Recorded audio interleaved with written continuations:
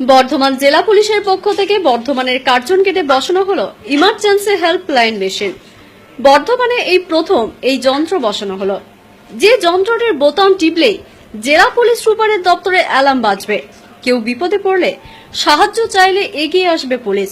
এমনকি যে বোতাম টিপবে তার ছবিও দেখা যাবে কন্ট্রোল রুমে, শোনা যাবে তার কথা। এই উদ্যোগে খুশি শহরের বাসিন্দারা। এটা একটা এমার্জেন্সি হেল্পলাইন চালু করা হয়েছে। যদি কোনো সময় কেউ বিপদে পড়ে আমাদের বড় সাহেব এসপি সাহেবের নির্দেশে বসানো হয়েছে এবং এটি আশা করছি যে যদি কোনো রাস্তায় রাত্রিবেলা বা কোনো নির্জন অবস্থায় কেউ বিপদে পড়ে তারা এতে অনেক উপকৃত হবে। সেই বাটনটা প্রেস করলে সঙ্গে সঙ্গে আমাদের কন্ট্রোলের সাথে তার যোগাযোগ হবে এবং সে ডাইরেক্ট কথা বলতে পারবে, তার ছবিও আসবে এবং বিপদের বর্ণনা দেবে, সঙ্গে সঙ্গে তাকে রেস্কিউ করা হবে। সেটার জন্য কি ইঞ্জিনিয়াররাও এসেছিলেন? মানে ওনারা একটা ডেমনস্ট্রেশন করলেন, নিজেরা একটা ডেমো করলেন, দেখলেন যে যন্ত্রটা ঠিকঠাক চলছে। আমাদের সুবিধা হলো এটাই যে মানুষের নিরাপত্তা বাড়লো।